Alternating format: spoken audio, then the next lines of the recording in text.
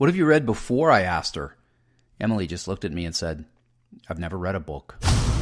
Welcome to the Hack Learning Podcast, progressive education that provides right-now solutions and never requires a 5-year plan. And now, here's your host, a man who believes old school teachers should be put in a timeout, Mark Barnes.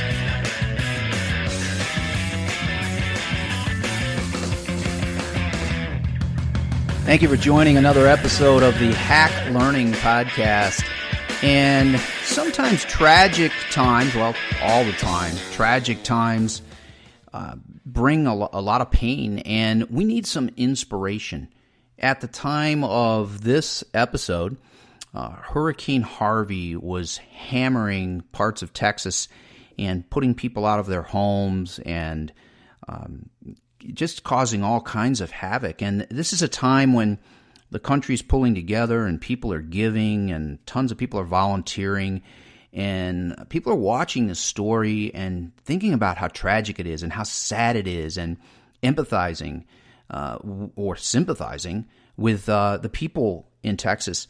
And we need a little inspiration because it's very easy to get down during these times.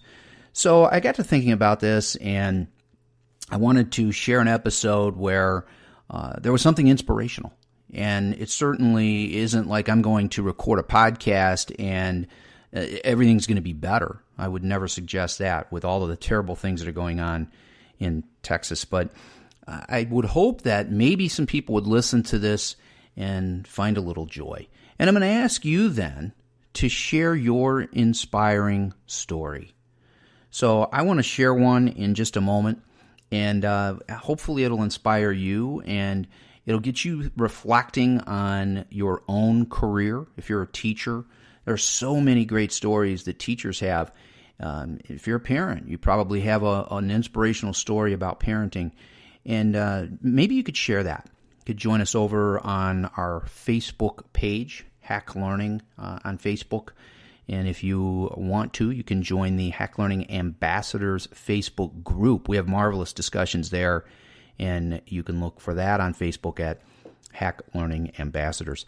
And share your story. And also on the show notes page over at hacklearningpodcast.com. You can find this show there. And you can find it at hacklearning.org/story. So please share your inspirational story. In the beginning, I mentioned Emily. Emily was a student I had years ago. And this is when I had integrated a reading program into class. One of the best things I ever did as a teacher.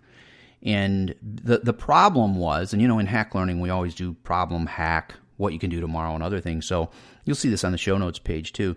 The problem is that too many kids are reluctant readers. They don't like to read. Some say they hate reading. And I think we have to do everything we can to make our students lifelong readers. And I've talked about that on this show before because it's probably the most important thing. The research on reading and what it does for kids and adults is just overwhelming. People are more successful, their vocabularies are better, they're certainly better in school when they read. So that became very important to me as an educator, and I worked very hard to build a library of books and to do everything I could to get kids to love reading. And for after a long time teaching in the classroom, I learned that this was really important. And I was an English language arts teacher, but we used to do one book. We used to do like a classroom novel, and we do one book a year. And I realized that just doesn't work. And so I created this program, and I had a lot of influences. A lot of people out there, Nancy Atwell and Donalyn Miller and Stephen Krashen, a lot of greats in the education world who have talked about the power of reading and getting kids to love reading and giving them access to books. So I decided to do this, and it was a full immersion program. We read every day. So one day we're reading, and the class is silent. We spend a minimum of 10 minutes every day, and that's really important to commit to. Not just as being an English teacher, but in other areas as well. Give your kids class time. So I decided we're going to read every day, and we committed to this, and we set goals, and there was a whole lot of layers to the program. So we're reading one day, and I had kids sitting in bean bags, and some on the floor, and some at their desks, and some wanted to stand and lean against a wall, but they all had a book in their hand. And I grabbed a book, and I would walk around the room, and I'd read a little bit, and I would just observe what the kids were doing, an important part of this.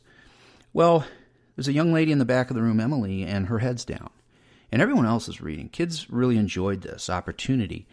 And I strolled over, and I just tapped Emily on the shoulder. And I said, what's going on? Do you not feel well? She said, no, I feel fine. And I said, well, did you not get enough sleep last night? She said, no, I slept okay. I said, but you're not reading. She didn't even have a book. And I said, well, what's going on? And she said, I don't like to read. And I said, well, tell me about your history as a reader. What things have you read that you enjoyed? And she said, I've never read a book. And I was puzzled. This is in 8th grade. This is an 8th grader. I'm sorry, this is a 7th grader. So I had an experience with Emily in both 7th and 8th grade, so I was thinking of her as an 8th grader too. She was in 7th grade, and I thought, how astonishing that a child could go through all these years of school and say she's never read. And I said, that can't be right. And she said, well, we've had classes where teachers gave us books and we read them together.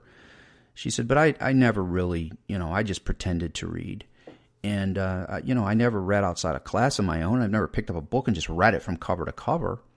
And I was just stupefied by this. So I pondered for a moment, thought, what can I do to inspire this child to want to read? Because it's a tall challenge, it's a big hurdle when you think about it. Well, I had worked very hard on building a classroom library. And at that point in time, we probably had, I don't know, maybe 700 or 800 books, novels, graphic novels, fiction, nonfiction, all kinds of things. And over the next few years, I built that library up to nearly 2,000 books.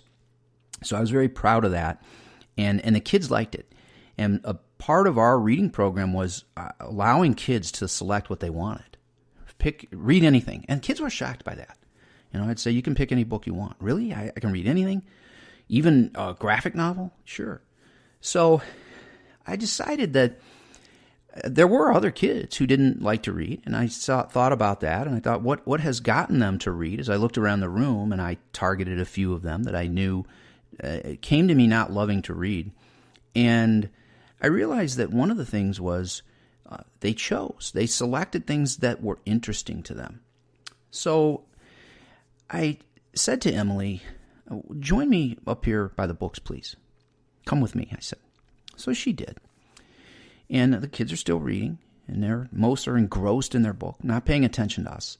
And we walked up to the shelves, and I said, find something that looks interesting to you. She picked up a book and put it back right away, and picked up a second and put it back right away, and picked up a third. And I'll never forget, the book was Monkey Island, and she looked at it, and the cover interested her.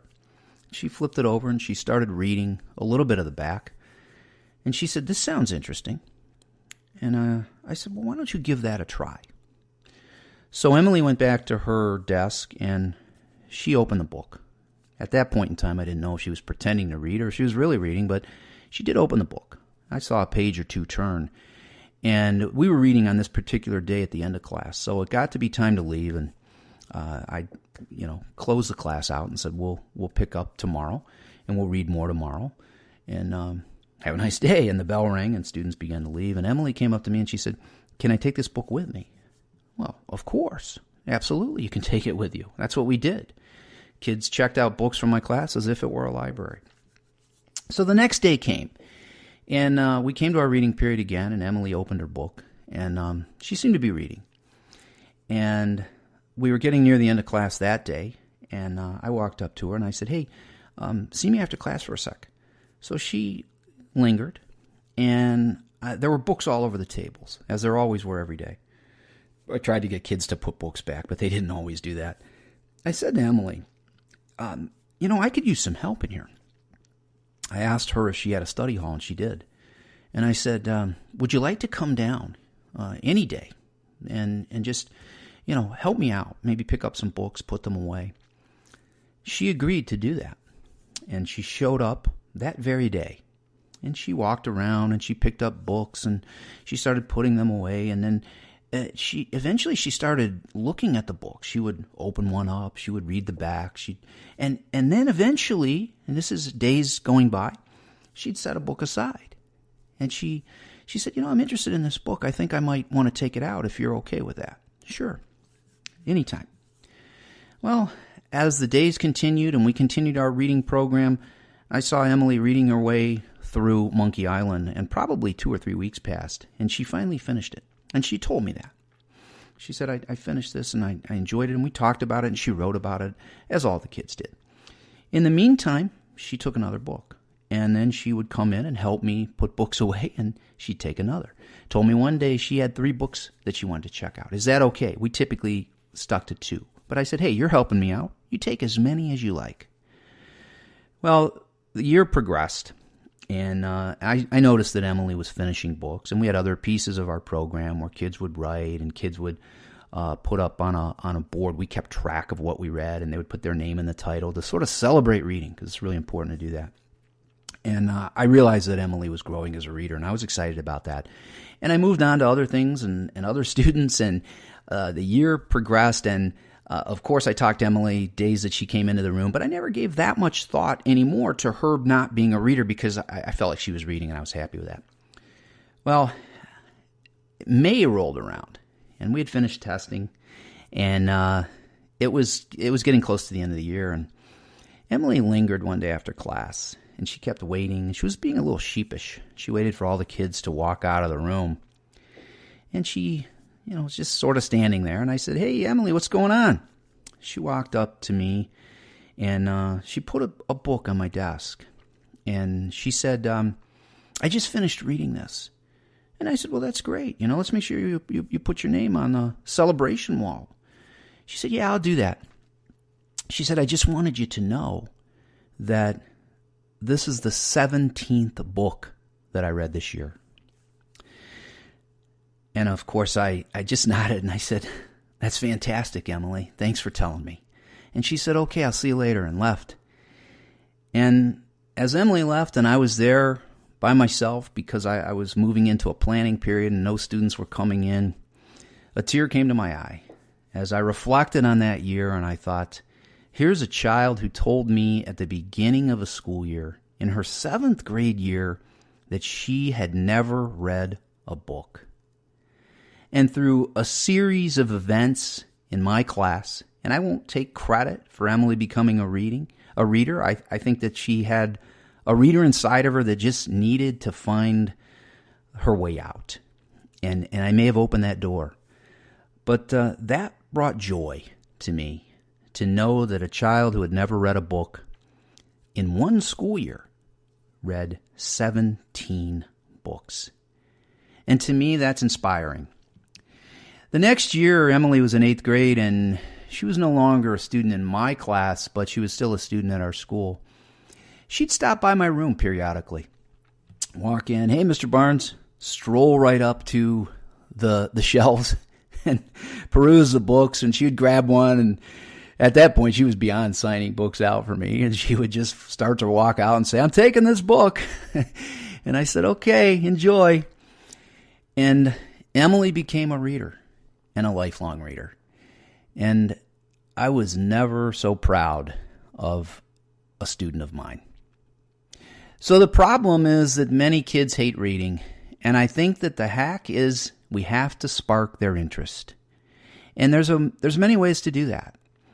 We can build a library, and you can open it up to them, and you can spread books around, and you can ask them what they like, and you can take note of their interests, and you can find books and put them in their hands and say, hey, I read this and I think you'll like it because, and give them that reason.